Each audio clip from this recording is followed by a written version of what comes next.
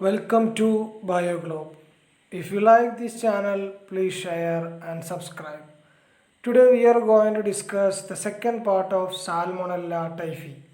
Myself, Mohammad Jasil A, Assistant Professor of Microbiology, Marcus Arts and Science College, Adavanad. Laboratory diagnosis of Salmonella typhi. Laboratory diagnosis of enteric fever includes first one, isolation and identification of bacteria from clinical specimen. Second one, demonstration of antibodies. Third one, demonstration of antigen. Isolation and identification of bacteria. What are the specimens to be adopted for the isolation and identification of bacteria? The specimens like blood, stool, urine, bone marrow, bile, pus from suppurative lesions and cerebrospinal fluid. First one, collection. The blood.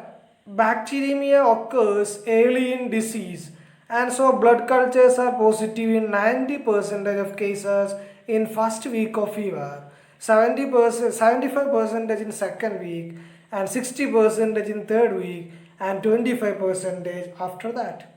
It is collected by a venipuncture with all aseptic precautions and added to transport media. 5 to 10 ml of blood should be added to 50 to 100 ml of bile broth. This dilution helps in neutralizing bactericidal action of blood. Second method, clot culture. 5 to 10 ml of blood is allowed to clot. Serum is separated out and used for Widal test. The clot is broken up with sterile glass rod and added to blood culture medium containing streptokinase. The streptokinase enzyme it causes rapid lysis of clot releasing bacteria free. There are two advantages of this clot culture technique. The advantages are the rate of isolation of bacteria is more from clot culture. Serum also becomes available for Widal test. Stool. Salmonella are shed in feces throughout the course and even in convalescence with varying frequency. So stool culture is also as valuable as blood culture. Repeated sampling increases the rate of isolation. Portion of freshly passed fecal sample is added to enrichment media. What is the peculiarity? So as to avoid the overgrowth of commensals cells or to a sterile container and inoculated as early as possible on plating media. Next sample, urine. Salmonella are shed infrequently in urine. So urine culture is less useful as compared to blood and stool cultures. Repeated sampling improves the rate of isolation. Mainly we can use clean voided midstream urine sample is collected in a sterile container. Sample is first centrifuged and then added to enrichment media. Next sample is bone marrow. It is positive in most cases even when blood culture is negative. Bone marrow is collected with all aseptic precautions by bone marrow aspiration needle and added to transport media of blood culture. Next sample is bile. Bile is obtained by duodenal aspiration. It may also be employed for detection of carriers. It should be collected in sterile container. Cerebrospinal fluid. It is collected by lumbar puncture with all aseptic precautions in a sterile container. Next sample, sputum and pus. These samples are collected in sterile containers and transported to the laboratory. Transportation methods. Transport media are used for blood and fecus. For blood and bone marrow we can use bile broth. For fecus buffered glycerol saline is used. Other specimens should be transported as early as possible. Processing of specimen. The processing of specimen is mainly done by the method of microscopy. Smear is prepared after centrifugation in urine and CSF. Urine and CSF is smear is prepared after centrifugation and stain with gram stain to demonstrate gram negative bacilli. Culture. Blood and bone marrow. After overnight incubation of bile broth, it is subcultured on blood agar and McConkey's agar and selective media. Biphasic culture media can also be used for culture. Biphasic culture media like Stewart's and Amis media are the examples. Then what is known as biphasic culture media? The biphasic culture media contains both liquid and solid phases in the same bottle. Then stool. The part of stool sample is added to enrichment media such as selenite F broth or tetrathionate F broth to increase the rate of isolation. The part of sample is inoculated in blood agar, McConkey's agar and Wilson Blair. It should be heavily inoculated. Urine. The sediment is inoculated into enrichment media and plating media. Bile, sputum, CSF is inoculated directly on plating media. Colony characteristics.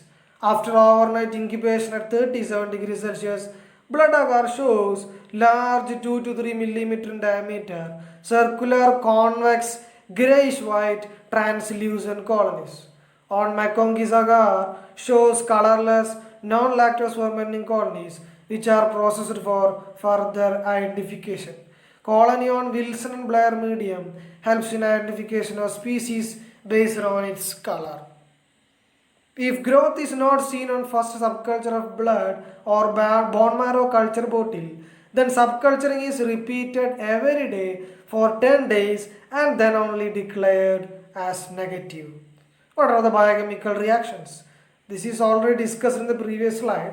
All species ferment glucose and mannitol with acid and gas except Salmonella typhi, that is anaerogenic, and Salmonella typhi forming acid only. Anaerogenic Salmonella typhi ferment glucose and mannitol with acid and gas. Then except Salmonella typhi anaerogenic, Salmonella typhi forming acid only. All are citrate and MR positive. Salmonella typhi and Salmonella paratyphi A are citrate negative. Urease negative, HTS positive except in Salmonella paratyphi A and Salmonella choleraceus. Lysine, ornithine and arginine decarboxylation help in species differentiation. Antibiotic sensitivity testing. Antibiotic sensitivity testing is done by Kirby-Boyer disk diffusion method. Isolate is tested using the antibiotics like chloramphenicol, ampicillin, ciprofloxacin, ofloxacin, sparfloxacin, ceftriaxone, cefotaxime and cefoperazone. Multi-drug resistant Salmonella typhi have been reported. The demonstration of antibodies. Antibodies in patient sera can be demonstrated by various tests such as Widal test, indirect hemagglutination test, counter immunoelectrophoresis, ELISA, and radioimmune assay. Widal test. Widal test is one of the important tests used for the identification of Salmonella typhi. It is the most widely used test. Mainly two types of tubes are generally used for the detection of Widal test. A narrow tube with a conical bottom, that is known as Dreyer's tube for H agglutination, and a short round bottom tube that is known as Felix tube, mainly used for O agglutination. Principle. It is an agglutination test which detects antibodies produced against Salmonella typhi, Salmonella paratyphi A and B. What are the antigens used in Widal test? Mainly 4 antigens are used in Widal test. H and O antigens of Salmonella typhi, H antigen of Salmonella paratyphi A, and H antigen of Salmonella paratyphi B. Paratyphoid O antigens are not used in the test as they cross-react with typhoid O antigens by sharing factor 12. Antigens required can be prepared in laboratory or procured commercially. Antigen preparation. Strain used usually is the Salmonella typhi 901 O and H. Procedure of Widal test. Widal rack with 4 rows of test tubes with 4 antigens is used for the test. Equal volume of serial dilution of serum is added to all the test tubes. Antigens are then added to respective tubes. Rack is incubated in water bath set at 37 degrees Celsius overnight. Control tubes containing normal saline and antigens are also used to check autoagglutination. What is the interpretation of Widal test? H agglutination is detected by seen as cotton loose woolly clumps on the tubes. O agglutination is detected by seen as granular disc-like pattern at the bottom of the test tube. This is the picture of Vidal test, and this is one of the another picture for the image of or a picture of Vidal test. Demonstration of antigens. In early phase of disease, antigens are present in serum and urine of the patient. Tests used for the detection of antigens are coagglutination, ELISA. Detection of carriers of Salmonella. Fecal carriers can be detected by isolation of bacilli from bile or fecus. Repeated sampling and cholagogue purgate to increase the chances of isolation. A cholagogue is a medicinal agent which promotes the discharge of bile from the system, purging it downwards. Then urinary carriers can be detected by a repeated urine culture. Detection of VI agglutinin indicates recent carrier. It is a screening test. Confirmation should be done by culture method. Sewer swab. It is an important for tracing carriers in cities. Gauze pad left in sewers and drains are cultured, and by tracing positive swab, one may reach the house harboring a carrier. Sewer swab is used to culture pathogenic organism from wastewater or sewage. Another method of isolating salmonella from sewage is filtration through millipore membrane and culturing membrane on highly selective media. Prophylactic measures of Salmonella typhi. What are the general measures for controlling or prophylactic measures used as for Salmonella typhi? Methods for control of enteric fever are proper sewage disposal, safe water supply, handling food hygienically, and periodic examination of food handlers to rule out carrier state. What are the vaccines used for controlling Salmonella typhi?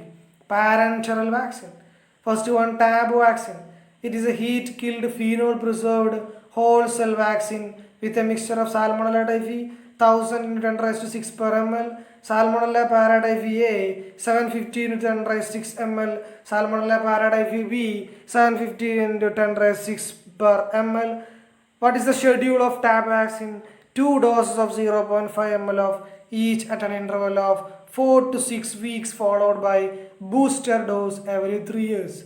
Efficacy is 70 to 90%. Second one, TA vaccine.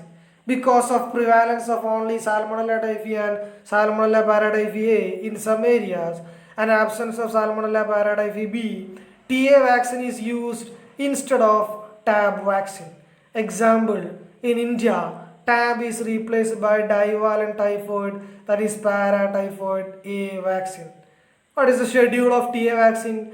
2 doses intramuscularly 4 to 6 weeks apart. Vaccine purified VI antigen, that is known as Typhim VI. It is the vaccine of purified virulence antigen. It contains purified VI antigen from Salmonella typhi TY2. It is given by intramuscular route. The single dose of 25 microgram. Efficacy is 64% to 72%. Protection starts after 2 to 3 weeks and lasts for at least 3 years. Oral vaccines. Typh oral vaccine. It is an oral vaccine containing stable mutant of Salmonella typhi strain TY21A lacking enzyme UDP galactose 4 epimerase. It is an enteric coated capsule containing viable lyophilized mutant bacilli. On ingestion, it initiates infection but self-destruct after 4 or 5 cell division, hence cannot induce illness. Schedule: 3 doses of 1 capsule orally an hour before food with water or milk on days 1, 3 and 5. Protection starts after 2 to 3 weeks and lasts for 3 years, after which booster may be needed. Treatment. Treatment should be guided by antibiotic sensitivity testing because of emergence of multiple drug resistance. chloramphenicol, ampicillin, cotrimoxazole, amoxicillin, ciprofloxacin, and other fluoroquinolones can be used for the treatment of Salmonella typhi. Thank you for watching this video. If you like this video, please like, share and subscribe.